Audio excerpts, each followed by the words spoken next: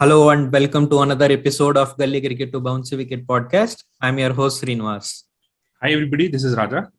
IPL teams have been shuttling between Dubai, Sharjah and Abu Dhabi. So as our Raja who has been shuttling between Gurgaon and Hyderabad. So Raja, how have you been? I've been good. It's been a long time since I've been a part of the show for the last 2-3 weeks, I think. Things have been happening pretty hectic on the professional front. And I've been traveling quite a bit as well. So missed the show and missed you guys also. And I'm very eager to get into it and talk all things cricket. Yeah. So IPL has been moving at a fast pace. It has been started COVID scare in the beginning, but fortunately it all went good from thereafter. And there has been an interesting India versus Australia women's series, which has happened. 3 ODI series has been concluded today. So let's talk a bit about it, Raja. So probably you said you haven't followed it much. So as many of our listeners would not have followed. So for those who haven't followed, I'm just trying a new format here. I'll try to brief what happened in the matches. Then probably you can say whether it is interesting or how it went. So let's try something new this time about Sure. women's ODI series. So let me just give you a small recap about the England series. Right, India played England. India played 3 ODIs there as well. So just to recall what happened in England. So first two ODIs. India have been put to bat first, and India scored 202 and 225, where we thought India were not able to put a good score on the board. That was the biggest problem that we have discussed in England series. Yeah. And third ODI, India won the toss and they decided to bowl first, and then they won the match. Right, they have restricted England to 219, and they won the England third match in England. Series was 2-1 in favor of England. So just keep these points in the back of mind. Let us see if India has improved anything from England, right? So first match, India lost the toss. Australia has won the toss, and obviously they have put India to bat because they know India's weakness is in batting or in putting good score when they were put to bat first. So India failed to do that. They continued their form from the England series. They have put 226 on board, and Australia has chased the target with 9 overs in spares, right? So that's the first ODI. Simple, it's done. But really, things got interesting from the second ODI. So again, India lost the toss. India was put to bat first. Again, they started really well this time, and they have put 275 on the board. Really good score, right? At least we can say where they have failed in the first match has been done decently in the second match. Yeah. Right. So Australia were 52 for 4 at the end of 15th over, which means their required run rate for the next 35 overs is 6.37 runs, which is not easy, right? 6.37 for 10 overs or 15 overs may be fine, but they have to score at that rate for 35 overs. So in next 30 overs, Australia lost only 1 wicket, right? And they needed 41 of the last 5 overs, and they brought it down to 13 of the last over. So trusted workhorse Jhulan Goswami was given the ball. He bowled brilliantly till then. She gave only 29 runs from the 7 overs that she bowled, and she conceded 10 runs of the first 5 balls. Right. So Australia needed 3 runs of the last ball. So Jhulan Goswami bowls a full toss. Nicola Carey hits it to square leg, and fielder takes the catch, and Indian players started celebration. It would have been wonderful had the story ended there, but unfortunately that's not the end.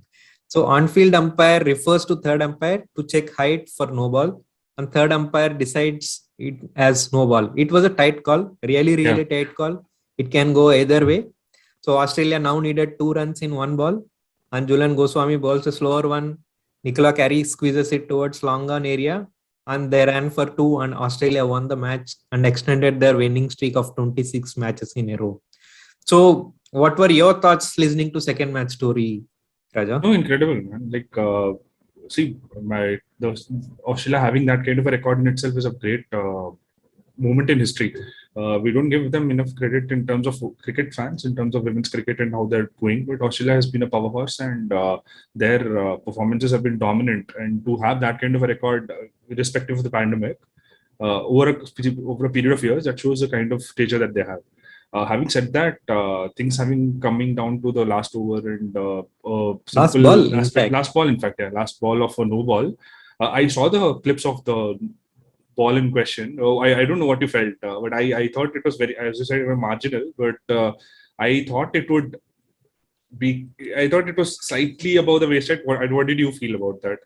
Yeah, I think it's really tough to take the decision for the umpire in that match situation. Right? Yeah, Let's look at it that point of view as well. We yeah, are yeah, yeah. Indians. Our team lost it, but let us say the decision went against. I mean, let's say India were batting and Australia were bowling. Yeah, Definitely, we would have asked them to declare it as a no ball. Right? It was a correct. tight call.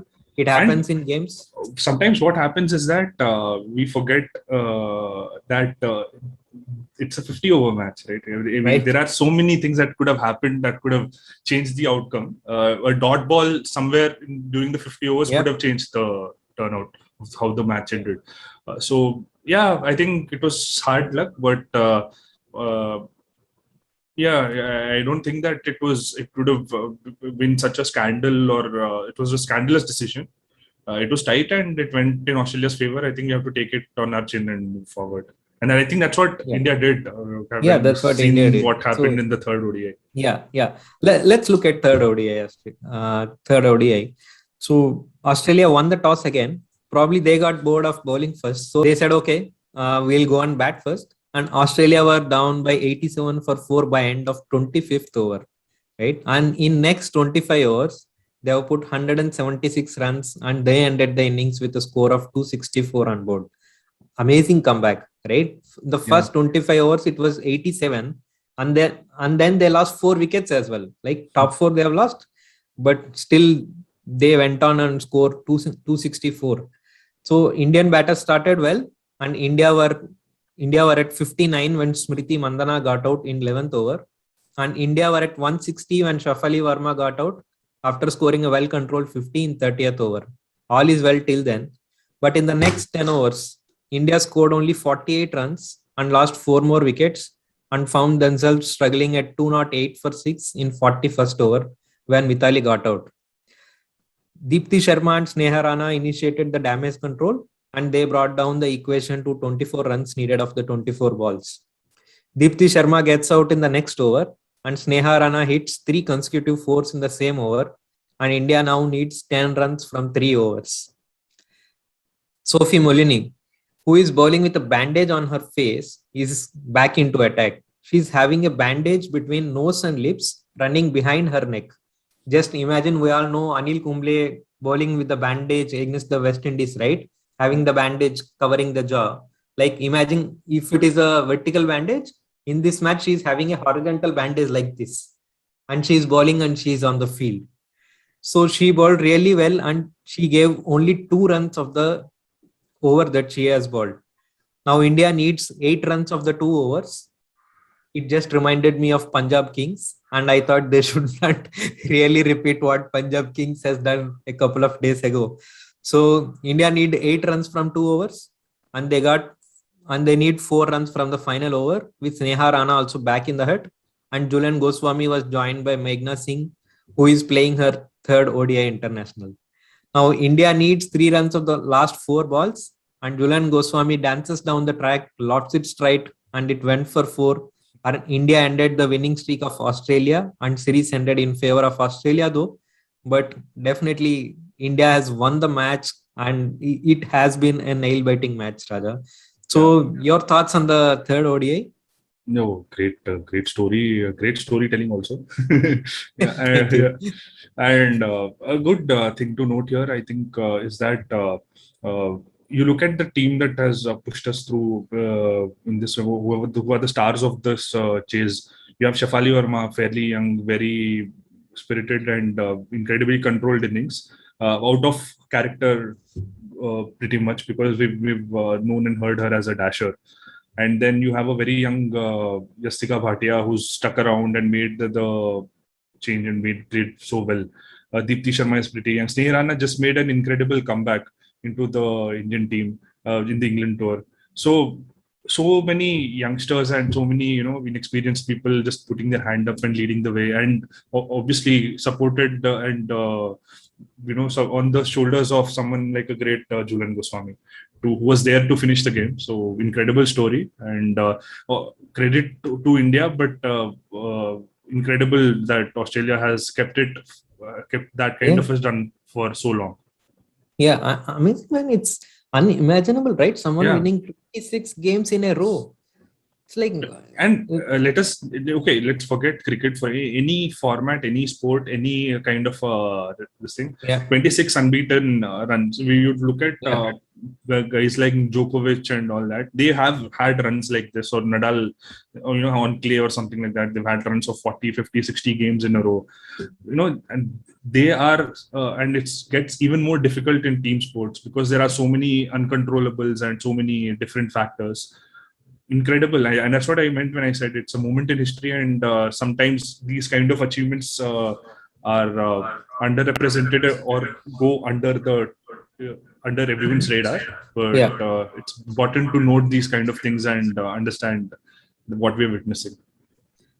And I think there are a lot of positives for India in this series. Like you already mentioned, Estika, she played beautifully, and even India have given this performance without Harmanpreet, right? She Yeah. got injured, and earlier it was said that she'll not be participating in the first ODI, but then they said she'll not be participating in the second and third ODI as well, because she's crucial part in our middle overs normally, right? Mhm. And she's captain for our T20s as well. So without Harmanpreet and backup players doing so well, even Meghna Singh, she was a backup player, right? Right. I mean, she was just debuting in this series and she bowled really well. So I think a lot of credit to India women. And of Absolutely. course, there are still a lot of issues. Like we said in the beginning as well, that India is failing to put good runs on the board. Of course, in the second ODI, they have come better on that aspect as well, and I hope really they'll improve further on that. And there is one crucial issue regarding Mithali Raj and her strike rate, and a lot of noise surrounding that. And I really hope Pawar and Mithali Raj probably, unlike last time, they'll sit together and come to a good conclusion, or where she'll bat and the rate at which she has to score. And I think there is clearly a difference between thought process of what is required and what Mithali is expecting. Probably there is a press statement as well where Mithali has said that not individual scores or something, or strike rate or aggressive play. What she really wanted is good partnerships. But I'm not really sure at what cost those partnerships are required. And I still feel there is some differences there, but I hope those will get ironed out as we go to the next series, and they'll really work at the back end. And I really hope again India will take this momentum into the pink ball test, right? So it's good to see Indian women also playing test matches when they're visiting abroad. They played in England and it was a beautiful match. After India gave an amazing comeback in that match as well. So it's a pink ball match again. India is playing for the first time. India women are playing for the first time. So let's hope they'll take this momentum and they'll win the pink ball test match. Yeah, absolutely. Great to see. I think I just whatever we could summarize. You've said that. Good to see Indian women playing tests and playing longer series and multi-format series is at that. And this will immensely help in terms of shattering that kind of this baggage that might have been created by Australia. This baggage of Australia being unbeatable and Australia not being somebody that India can push forward. We have seen that the biggest games that India has lost to in the last 2 years also, just before the pandemic, the final of the World T20, that was also to Australia.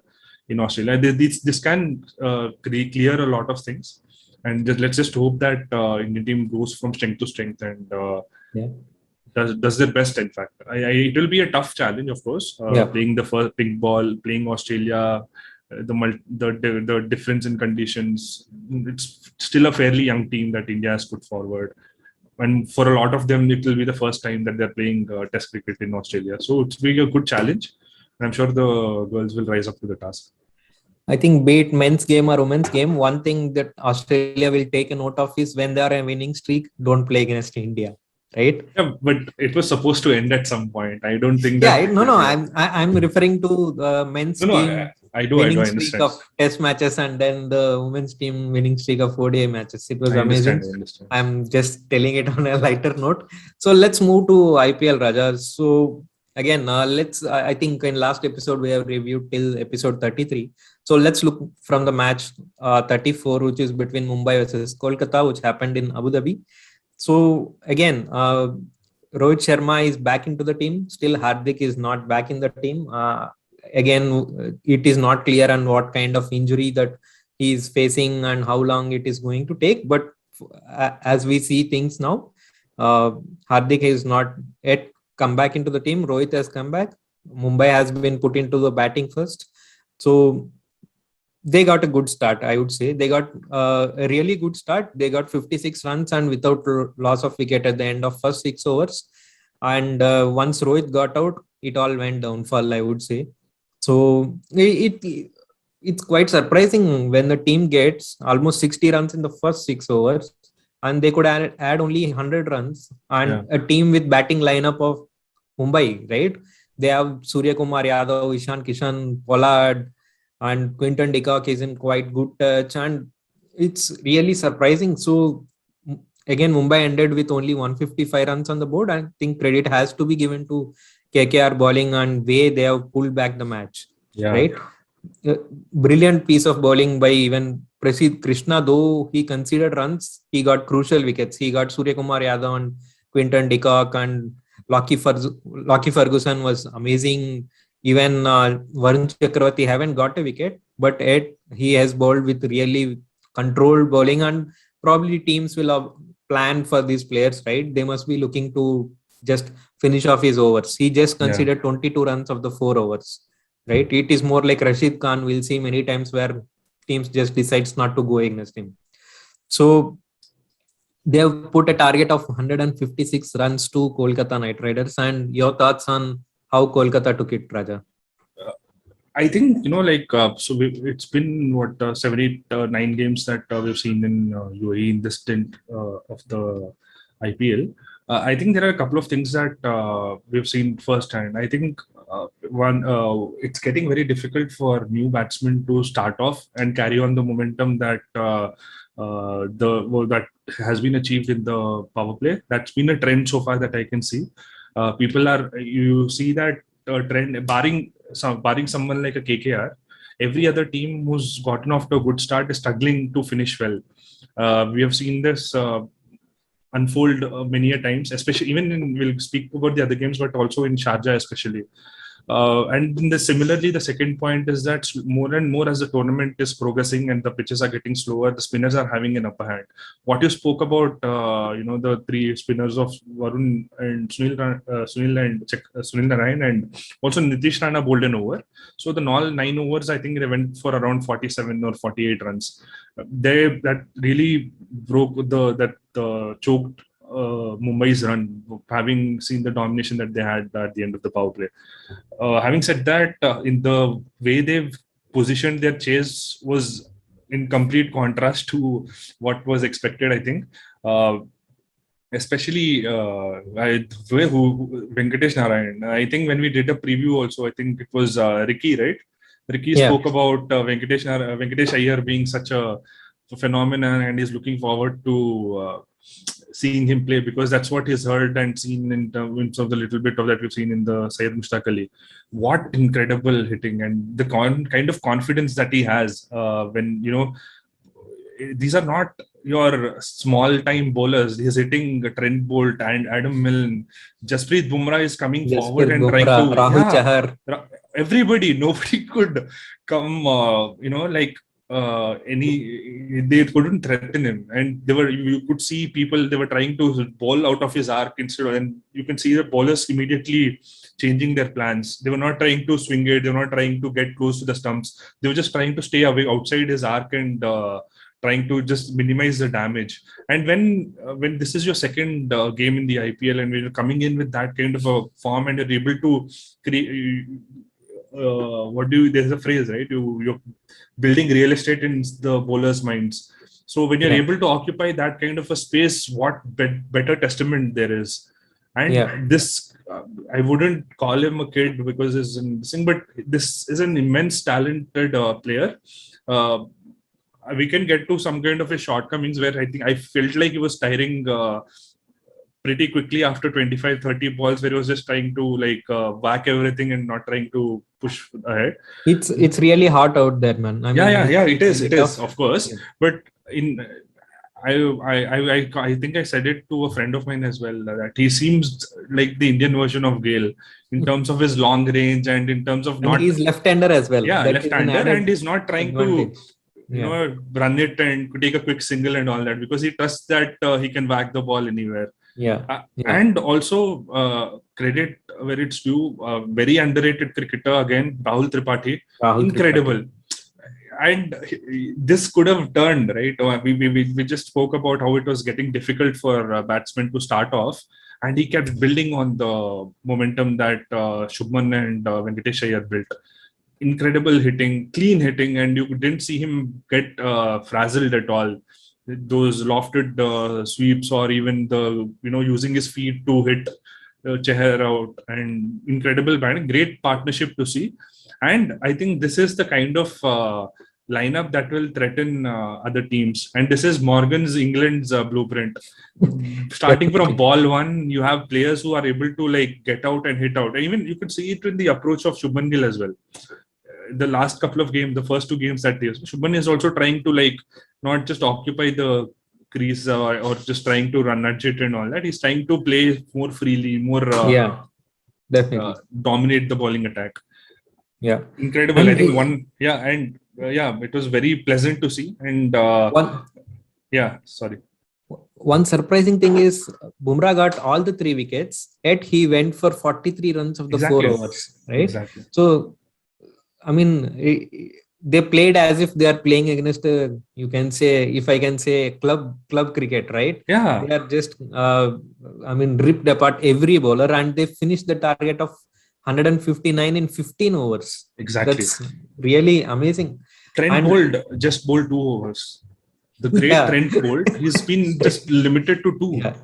Yeah. They had to bring in guys like Krunal and this could be more, like darting into it. But even Krunal went for a lot of runs. Yeah. But better compared to the rest of the bowlers. But incredible. Great batting performance. And actually, this win, more than anything, has changed the points table completely, right? They have pushed Mumbai down, and they have come back to, 4th position in the points table. They were nowhere. Kolkata Knight Riders were nowhere when they were starting the game in UAE, right? Yeah. Because they were in the 7th place. They couldn't find the right winning combination or right players to go and score runs. They were struggling literally in India. And I don't know, probably they would have remembered the 2014 season where the first half has been played in UAE and second half has been played in India. Yeah. And when they were leaving UAE, they were at 7th place in the table and they went on to win the tournament in 2014. Correct. So it was incredible how they have come back, and I hope they will give many more interesting matches. So let's move on to next match, Raja. Match number 35, which is Bangalore versus Chennai. Right, always an interesting match. Fortunately or unfortunately, Dhoni and Virat Kohli has posed together, and that has become a news for every news channel. Everyone, they kept showing that as if they are meeting after 15-20 years for the first time, or Sachin and Ganguly playing together again. Now it's just Dhoni and Virat Kohli, man. Let's concentrate on game. So again, Royal Challengers batted first. And they had a brilliant start, I would say. They scored 55 runs in the power play, and then when Virat Kohli got out, he scored 111 runs, right? Yeah. Sorry, the team score is 111 at the end of 13.2, and it was Sharjah. This was the first game at Sharjah, and it all seemed like they will go on and score 200. Because if you remember, in the last season, the first game at Sharjah, Sanju Samson, I think he scored a century or so. It was high scoring. We all know, like, as the games progress, like maybe after 5 or 6 matches, the pitches at Sharjah will start becoming slow. But this being the first match of the season, we all thought it is a definite 200 score. But really, I think we should mention that the pitch also started behaving a little bit weird there. I mean, it's definitely a two-paced, and it started turning not very much, but at the same time, being both Devdutt Padikkal and Kohli getting out in the middle, probably RCB struggled a bit there. And I would say they have left there probably 15-20 runs, and they ended the innings with 156. Again, Yeah. credit to CSK bowlers there, definitely, because they pulled back the match really, really well. Because from nowhere, like 13.2 overs, uh, RCB score is 111 for 1. Right from there, putting up only 156 is definitely a disappointing effort. And bravo, he's playing as if he is 20 years old, man. Like he's batting well, he's taking wickets. Even in the first match, he batted well, and I think he took 3 wickets in the previous match as well. In this match as well, he took 3 wickets, and really amazing performance by CSK.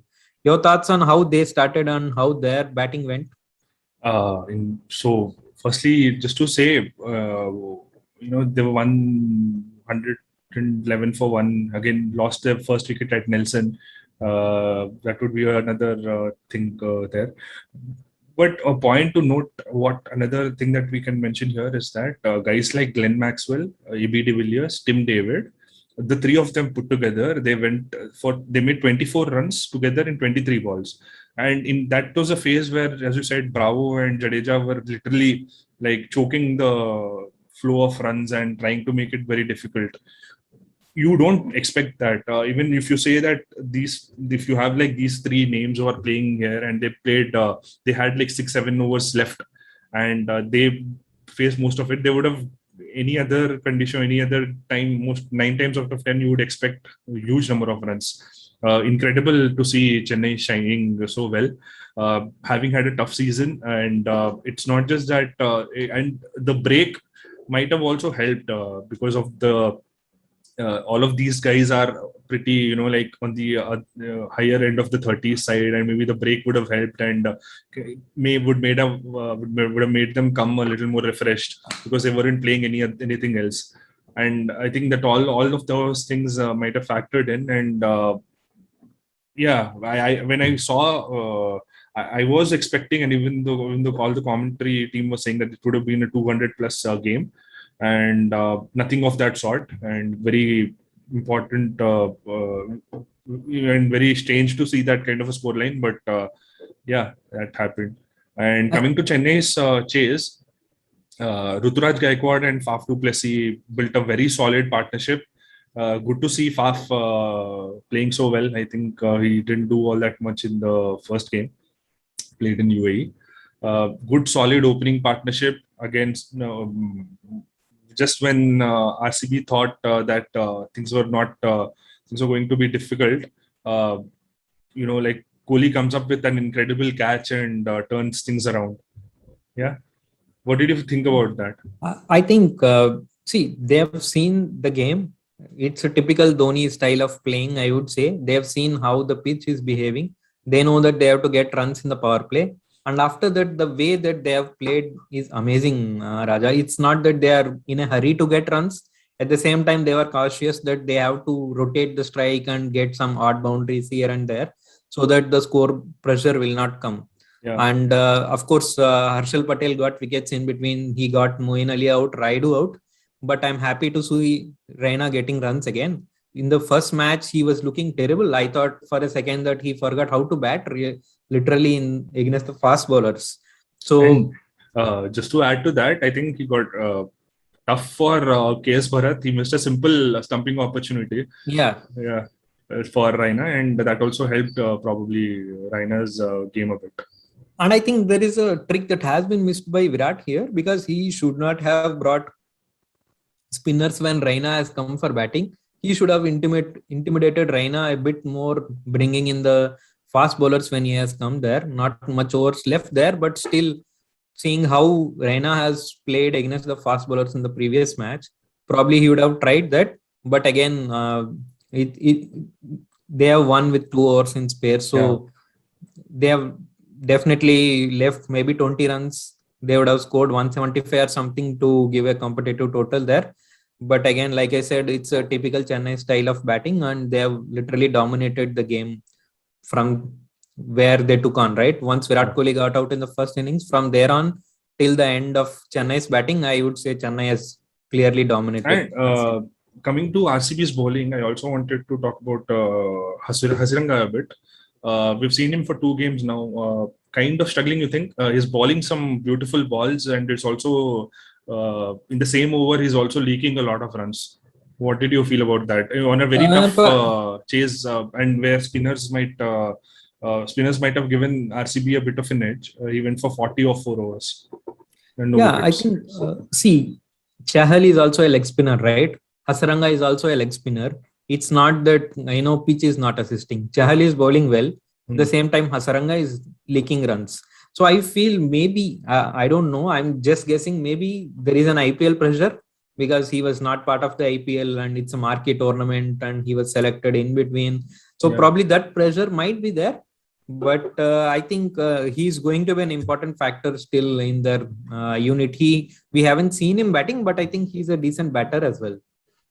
Yeah. He's a decent batter, but again, also couldn't do much with the bat. Also, That's what I said. I mean, in 2 matches, he couldn't do much. I think he came to batting both the times, if I remember correctly. In this match he played only 1 ball, but I think in previous match he got out early. So let's see what things are in store. So let's move on to next match. Before that, I just wanted to summarize this thing. I think things will get a little difficult for RCB. They've got 5 games left, and they may, because of the poor run rate that they've had, because of the massive defeat against KKR. 14 might not be enough, right? 14 points may not be enough to get them into the playoffs. They might have to win 3 out of the next 5. So I think RCB needs to come up, and look forward to that challenge because it might, and because the other teams are also improving quite rapidly. Yeah, definitely, I agree with you, Raja. I think the situation is more or less same for a few more teams as well. Let's look at points table a bit later, and let's proceed with the match number 36, which is Delhi Capitals versus Rajasthan Royals. Both the teams were coming from a win, right? Rajasthan has come from a win and from a wonderful win against Punjab Super Kings, and Delhi is also coming from a win. So again, Delhi has been put to batting first, and they lost their openers or trusted lieutenants early, right? Because Prithvi Shaw and Shikhar Dhawan have been giving amazing starts in the Indian leg, and I mean, they were the backbone, I would say. There is a lot of pressure on their middle order when Iyer was not there, especially in India. So good to see Iyer back into the scheme of things and getting runs. He played well in the first match as well, and he played really well here as well. And his first match, of course, his strike rate was less, and it was his comeback match, and there was not much of pressure. So that was given there. And this match, he was literally really good at rotating the strike and hitting those 4s or 6s. He got some good runs there, and Pant again was struggling. I don't know what happens to Pant many times in T20. He struggles many times in T20s, more so in international T20s. But again, he got a runnable 24 runs, and Hetmeyer and probably Akshar, they have done a bit in the end. Overall, they have put 154 runs on the board. Again, it felt like they have left some runs there. But again, with the kind of bowling attack that Delhi has, Ashwin, Akshar Patel, Rabada and Nokia, Avesh Khan.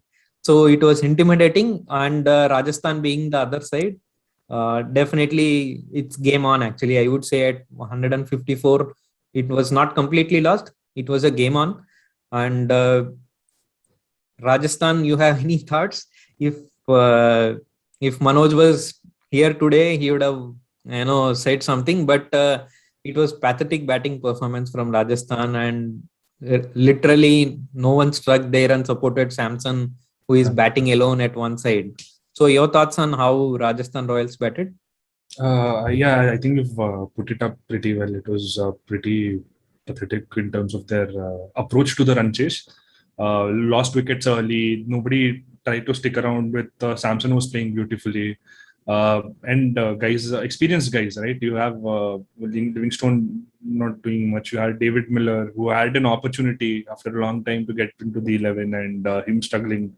And after that, you have guys like Lomro, Parag, Tewatia also not doing all that much. This was, I don't think the pitch turned differently. It was just good batting and, good bowling and very average batting from Rajasthan, to summarize. Definitely, and Nokia, I mean, I don't know what happened to him when he came back. Literally, in the previous match as well, he bowled really well. The kind of pace that he is bowling at. Yeah. I think he bowled 4 or 5 balls of 149 plus in the previous match.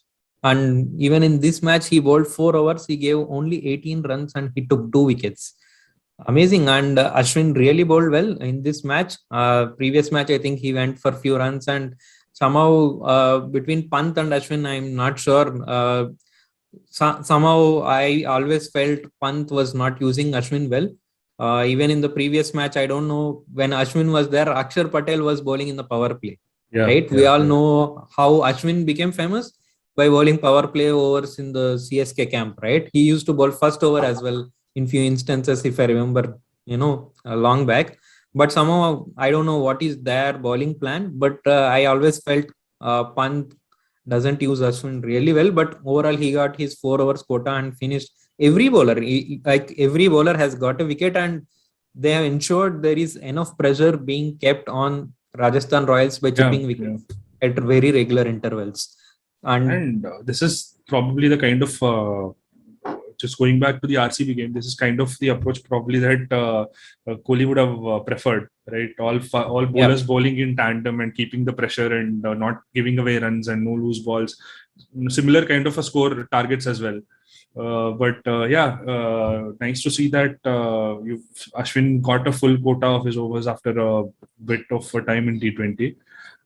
And guys like, as you said, not Noke and Rabada have been firing on all cylinders, and they've kept the pressure again. Good to see Avesh Khan also. He had a bit of an average game, I thought, against Sarich, but good to see him back as well. If you look at the scoreline in itself, right, you have one guy who's playing at a strike rate of 130 and who's made 70, who's not out. And the team ended up as 120 after, and they still had wickets in hand. So it didn't mean, I didn't think that they lost a bit of the approach also. I think they didn't try to go hard or try to chase that score. And also it was made difficult by the bowlers. But still, we always look at Rajasthan as a young team. It has always been that kind of a team. Probably this will help. This will also be a bit of a learning curve from them, because they are good contenders. They're the spot that they find themselves in. They can definitely look at making it to the playoffs, and hopefully they'll go from they'll learn a few things from here and go forward. So let's move on to match number 37, SRH versus Punjab. So Punjab, as always, they like, I don't know why and how, they like at least 2-3 changes in a match. It really worries me many times, because who is at Punjab? It's KL Rahul and Anil Kumble, right? And these two names are the names that are popping up as next coach and next captain for India. With this kind of thought process, or with this kind of game strategies, I'm really worried if these two can be used as coach and captain for India. But again, let's look into the match. And Punjab has put a disappointing score on the board, I would say. KL Rahul and Mayank Agarwal, I would say they are like Shikhar Dhawan and Prithvi Shah for Delhi Capitals in the first 7 matches, right? When they score well, really the team scores well. When they don't score, normally Punjab fails. That has been the story in the first half of IPL as well. But overall, they have put a very disappointing score, 125 of 20 overs. And we have to appreciate the bowling of SRH, right? So you have been a very avid follower of SRH. So tell us about the bowling of SRH there. Good. I think this was a very good bowling performance. They've kept tight lines, and I think they assessed the bowlers assessed the conditions pretty well. They knew that kind of if you ball those cutters and the slower ones, and the scoring was pretty difficult, even in the power play, even for guys like Rahul, Mayank, Gill, and all that. So they've kept it very compact. I think the plans were pretty good to all the batsmen, and they made sure that the score was was kept to a low. And it was also nice to see Bhuvi also doing pretty well. He went for a few runs in the last couple of overs, but his bowled is full four and took a wicket also. Pretty good. But the star, as I thought, was Jason Holder. Amazing, Great man. to see him bowl and just keep that that high, the tough lines, and making run scoring difficult. And yeah, 3 wickets on a very And imagine yeah. this guy is not even in the 15 probables for West Indies in the World Cup. Yeah, but that doesn't talk about that. That isn't the reflection of Jason Holder. It's No, about it's how not reflection no, of Jason like Holder. I'm saying I'm just saying West Indies is such a it's got so much talent in this format yeah, that even a great performer like a Jason Holder finds it tough to get into the squad. But I'm sure every team might see changes from here onwards until the opening of the World Cup, because there are a lot of international players playing in UAE, getting used to the conditions, and if there is an opportunity, if there is someone falling, things happen in cricket. People might be injured, people might drop out. Those kind of things, these kind of experiences will help not just their individual performances, but also to get into the national squad and going on towards the World Cup as well. But moving back to SRH's bowling performance, pretty good, well composed and well executed plans. Guys like I think this was a pretty standard SRH bowling performance. I felt it is as if they are playing in Hyderabad only on their own pitch, where they choose opponents, and then their batting will come and just do whatever those 140, 150 runs that they have to score, right? Yeah. But it didn't happen that way. Yeah. So, but once they started batting, it all felt like they both are fighting, saying, "No, we are the bad team. No, we are the bad team." Right. So it's not about who is better team there. It's about who is bad team there, right? Yeah. Punjab again. They have lost previous match in the last ball, in the last over, I would say, and Sunrisers. I mean, it's completely a different tournament altogether for them. And David Warner, I don't know what's happening. Normally, we don't see him struggle so much for so long, right? Yeah. I mean, even in the first game also, he got out early, and this game also, he got out early. Probably he has been removed from the captaincy. A lot of things must be on his mind, but I'm sure he want to go there and perform well, and then prove to the management that what he is capable of. But unfortunately, that's not happening. So your thoughts, Raja, on how SRH played there? Terrible, man. It was so hard to watch, and what you spoke about Warner, I would just add to that. He has had a bad first leg of the IPL. Everybody's seen that. He struggled, has lost captaincy. There was the manner of him losing captaincy was also something to be pointed out. But since the IPL ended, he has not played cricket at all. He didn't go to the 100. He didn't play for Australia. He's sat out on so much. When I think that was also something that could have been looked at as a bad move. When he's short of confidence, short of that touch, and maybe the way to break that kind of a mold was to play cricket. I think he didn't do that. Probably that also made him a little more rustier than normal. So you could see he regularly faces guys who are bowling 140s and 150s in Australia, right? And the nets itself, they've got such a brilliant bowling attack. You saw him rattled by Nokia, right? And this time it was just Mohammad Shami. Mohammad Shami doesn't have that kind of a pace, but it was the manner in which he got out, wide, flashing outside, and giving a simple nick to KL Rahul. If that was one part of the disastrous beginning, losing Kane Williamson also almost immediately, right? Broke the back. I could just say that having and losing these two guys with And then SRH, the test match started, right? yeah. To his credit, Saha did try, but Manish Pandey also struggled pretty badly and much wanted 13 of 23 in a chase of 120 odd. It wasn't as if they were unplayable. It's just a very disappointing bad campaign for Manish Pandey. He's lost his, I don't objectively speaking, he's way down the pecking order now in terms of his entry into the Indian squad because he's fell off the runs so many times No, and tried. forget about Indian squad, Raja. If he plays like this, I'm not sure whether he'll be picked in the next IPL, if at all, right? You The could, way that he's playing. he could be picked, but he won't get the same money, obviously. Obviously, that's what I meant. I mean, he may be picked with 2 crores or 3 And crores. he will also be played as a backup only. He will not get. Yeah. It's only because Manish Pandey is with Sunrisers that he's getting games. Any other team, any other franchise, any other year, any other squad, nobody would give him this kind of. He's essentially played all 8 matches, right? He's not been left out. And Right. now what do I think he has been left out once in the first half, no? probably. But again, with any other team, he wouldn't be given so many opportunities, is what I was trying to say. But again, the hopes were arisen again when Jason Holder came into the picture.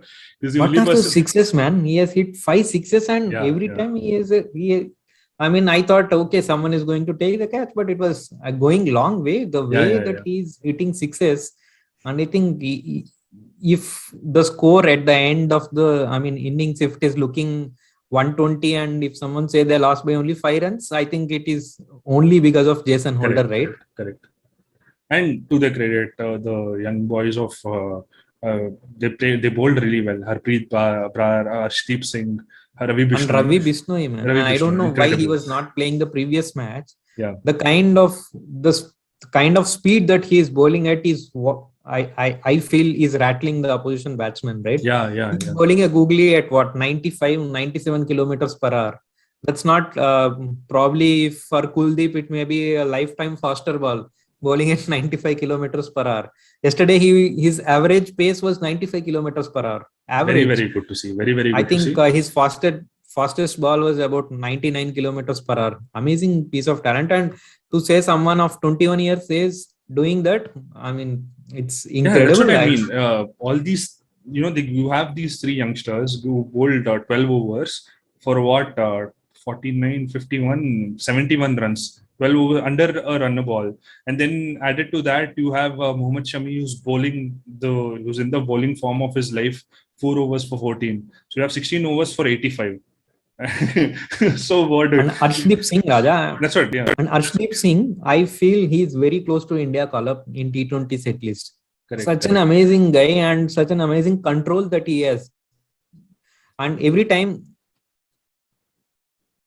even if he gets hit in the first spell, he comes back in the second spell. Yeah. And he's literally shaping up to be a very, very reliable bowler in the death overs, right? Yeah. And good for Punjab to have scraped through. These are the kind of wins that will give you a lot of confidence going forward, because I am not sure about it for Punjab. For other teams, I am sure. I'm sure when you say that they have made so many changes in their team, I think that last over rattled them against Rajasthan. Yeah. When you're in that kind of a frantic kind of a mindset, and when you come up with this kind of a win, nervy, low scoring, and you had to have, it was entirely built on the shoulders of the bowlers. You needed good bowling to make you win, and the bowling squad is very young, and when you see the youngsters stepping up and doing so well in tough conditions and tough games, I think this will give the management also a bit of confidence in continuing with the kind of with not making too many changes. See, Raja, I will simply put it this way. Punjab has played 10 matches. They have won 2, right? I think maybe 4 matches or so of the last 6 were close matches. Mm-hmm. Had they converted at least 2 of them today they would have won 6 out of 10, and Yeah. probably they would have been on top, third position in the points table, Correct. right? So I'm just looking at the points table, and it is looking really amazing, man. I mean, it's wide and open except for SRH, and theoretically probably SRH can also qualify, and practically it is not going to be possible anyway. But other than that, the points table is wide and open. Delhi Capitals and CSK are dominating really every other team, and they are piling up the run rate as well, right? CSK had so much run rate that they can even loan to one or two teams if required. So it's pretty much wide and open as we see now. Delhi Capitals, CSK, RCB, and KKR are in top 4. Again, Punjab, Mumbai, and Rajasthan Royals are at the same points as KKR, but with a difference in run rates. And I really hope the coming games are going to make a big impact on points table, and we are going to see a lot of shuffling in the points table. Yeah. And this is the kind of this is a good space for any IPL fan, because week to week things will change, and you have your. This is usually the point where all teams have hopes, especially not considering SRH. All teams have hopes of moving into the playoffs, and it's these kind of moments that you actually separate the men from the boys, which will the kind of composure, the kind of team effort that you can put in to take your team ahead. Great to see. Great to see Delhi doing so well. Great to see Chennai doing so well. Chennai has had an average year last time around. When the tournament started, everybody was talking about Mumbai Indians doing a triple, right? Maybe getting a little tougher. What do you feel? See, I'm worried actually at the current situation when Mumbai is not playing well, because right now India team is invested so much into Mumbai team, right? They have Surya Kumar Yadav, Ishan Kishan, Rohit Sharma, and then Bumrah, lot of players. Pandya, Hardik Pandya. I mean, half of 15 out of 15 probables, there are 5 or 6 players from Mumbai, right? And Surya Kumar Yadav and Ishan Kishan failing, and again is actually giving me heart attacks. But one thing I would say is good thing that is happening is Iyer getting runs on the other side, right? It's more or less between Iyer and Surya Kumar Yadav, to be frank. So Iyer is already in the backups, and if this form continues for Surya Kumar Yadav and for Iyer, both of them, if Iyer kept getting runs and Surya Kumar Yadav kept getting failed, I'm not sure what will be the final combination when the tournament starts. And let's see. I mean, as far as we have backup players, I'm not worried whether he is Mumbai Indians. India has backups over backups. India doesn't have any shortage of but backups. They have to be declared ahead actually. Yeah. 15 players plus I think India has declared 3 more players other than those 15, and Iyer being one there. And if he's playing well, I'm sure in no time he will be made into 15 and again into playing 11. But again, early days in this. We have only seen 2 matches. A lot more matches are left in this season itself. So let's see, and let's hope we'll get an interesting balanced tournament. And let's talk about today, Raja. We have 2 matches today as we speak. Chennai is playing against Kolkata, and we have MI versus RCB match in the evening. So let's try and pick winners today. Forget about what's the score of KKR now and who is batting first. So Chennai and Kolkata, who is going to win? I think Chennai is a tough team to beat. Okay, RCB versus MI? I think MI. So I'm picking Chennai and RCB.